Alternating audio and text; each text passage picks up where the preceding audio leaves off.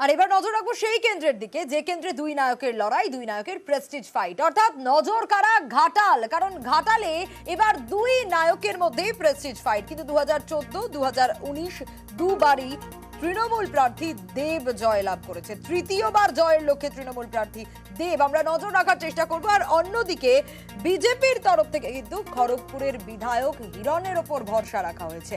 সুকান্ত আমাদের প্রতিনিধি রয়েছেন আমাদের সঙ্গে। সুকান্ত, ঘাটাল অত্যন্ত গুরুত্বপূর্ণ কেন্দ্র, এবার তা আর বলার অপেক্ষা রাখে না। এই মুহূর্তে তুমি যেখানে রয়েছো সেখানের ছবিটা তো জানতে চাইবো। মকপল কি শুরু হয়ে গিয়েছে? একদমই, দেখো আমি রয়েছি ঘাটাল লোকসভা কেন্দ্রের ঘাটাল বিধানসভার বসন্ত কুমারী উচ্চ বালিকা বিদ্যালয়, অর্থাৎ 108 এবং 110 নম্বর বুথে। এই বুথে মকপল শুরু হয়েছে। বিভিন্ন রাজনৈতিক দলের তারা যে এজেন্ট রয়েছে সেই এজেন্টরা এসে পৌঁছেছেন এবং মকপল হয়েছে এবং ভোটাররা একজন দুজন করে আসতে শুরু করেছেন। কারণ এখনও কিছুটা সময় বাকি রয়েছে ভোট শুরু হতে, অর্থাৎ 7টা থেকে ভোট শুরু হবে। এবারের ঘাটাল লোকসভার চমক দুই তারকা প্রার্থী, অর্থাৎ দুজন অভিনেতা। একদিকে যেমন রয়েছেন তৃণমূলের 10 বছরের সাংসদ অর্থাৎ অভিনেতা দেব, অপরদিকে রয়েছেন বিজেপির হিরণ। এই দুই অভিনেতার দিকে সকলে তাকিয়ে রয়েছে যে ঘাটাল লোকসভা কেন্দ্রের এবারের নির্বাচনের ফলাফলের দিকে। এক কথায় সকাল থেকে ঘাটাল লোকসভা কেন্দ্রের যে 7টি বিধানসভা রয়েছে সেই বিধানসভার ভোট কেন্দ্র ভোটারদের লাইন দেখা দিয়েছে। এখন সোনিয়া জানাই যায় যে প্রচণ্ড গরমের মাঝে ভোটাররা চাইছেন সকাল সকাল ভোট কেন্দ্রে এসে নিজের ভোটদান পর্ব সেরে ফেলতে। তাই এখন বেশ কিছুটা সময় বাকি থাকলেও এখন এর মধ্যেই ভোটাররা ভোট কেন্দ্রে এসে হাজির হচ্ছেন এবং খুব অল্প সময়ের মধ্যেই শুরু হয়ে যাবে ভোটদান পর্ব।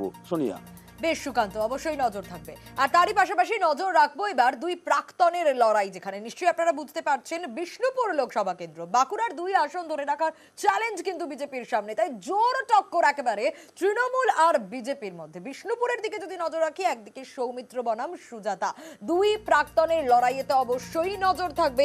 এবং বিষ্ণুপুর লোকসভা কেন্দ্রটার দিকে যদি আমরা নজর দিই তাহলে ওন্দা, বর্জরা, বিষ্ণুপুর, কোতলপুর, ইন্দাস, সোনামুখী এবং খণ্ডঘোষ, এই 7টি বিধানসভা কেন্দ্র নিয়ে বিষ্ণুপুর লোকসভা কেন্দ্র। সোমরাজ আমাদের প্রতিনিধি রয়েছেন আমাদের সঙ্গে। সোমরাজ, অবশ্যই দুই প্রাক্তনের লড়াই একেবারে জোর টক্কর, তার বলার অপেক্ষা রাখে না সৌমিত্র বনাম সুজাতা। আর তারই পাশাপাশি রাজনৈতিক প্রেক্ষাপট যেরকম রয়েছে সেরকম এই মুহূর্তের ছবিটা তুমি যেখানে রয়েছে সেটাও জানতে চাইবো।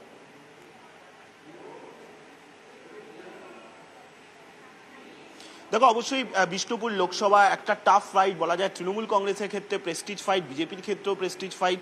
2019-এর এই বিষ্ণুপুর লোকসভা বিজেপি দখল করেছিল, সেই সময় রাজনৈতিক আবহ একটা অন্যরকম ছিল। কিন্তু তারপর 2021-এর বিধানসভা নির্বাচনের পরে এই বিষ্ণুপুর লোকসভার অধীনে বিভিন্ন জায়গায় রাজনৈতিক আবহ বদলেছে। তার কারণ 2019-এর তুলনায় 2021-এ যদি দেখা যায়, তুলনামূলক বিশ্লেষণ করা যায়, তাহলে তৃণমূল কংগ্রেসের ভোট ব্যাংক বেড়েছে। তার কারণ 2021-এ এই বিষ্ণুপুর লোকসভার অধীনে 4টি বিধানসভায় তৃণমূল কংগ্রেসের দখলে এসছে, বিজেপির দখলে গেছিল 3টি বিধানসভা আসন। ফলত সেই জায়গায় দাঁড়িয়ে এই বিষ্ণুপুর লোকসভাকে অন্যভাবে পাখির চোখ করছে তৃণমূল কংগ্রেস। অবশ্যই প্রাক্তনীদের লড়াই, অর্থাৎ একদিকে যেমন সৌমিত্র খাঁ রয়েছেন, অন্যদিকে তারই প্রাক্তন স্ত্রী সুজাতা মণ্ডল রয়েছেন, তৃণমূল কংগ্রেসের প্রতিদ্বন্দ্বিতা করছেন। ফলত এই বিষ্ণুপুর লোকসভা অন্যতম নজর কাড়া লোকসভা কেন্দ্র। আর অন্যদিকে আমি রয়েছি এই মুহূর্তে বিষ্ণুপুর লোকসভার অধীনে বিষ্ণুপুর হাই স্কুলে। মূলত এই ভোট গ্রহণ কেন্দ্রে 4টি বুথ রয়েছে। ইতিমধ্যেই তুমি দেখতে পাচ্ছ বিভিন্ন রাজনৈতিক দলের প্রতিনিধিরা এসে পৌঁছেছেন। মক পোলিং শুরু হয়েছে, সকাল 7টা থেকে ভোট গ্রহণ শুরু হবে সন্ধ্যে 6টা পর্যন্ত। এই বিষ্ণুপুর লোকসভার অধীনে একাধিক ভোট গ্রহণ কেন্দ্রকে স্পর্শকাতর ভোট গ্রহণ কেন্দ্র হিসাবেই জানিয়েছে নির্বাচন কমিশন। বিষ্ণুপুর লোকসভার অধীনে 100% বুথে ওয়েবকাস্টিং হচ্ছে। ফলত সব মিলিয়ে প্রস্তুতি চূড়ান্ত।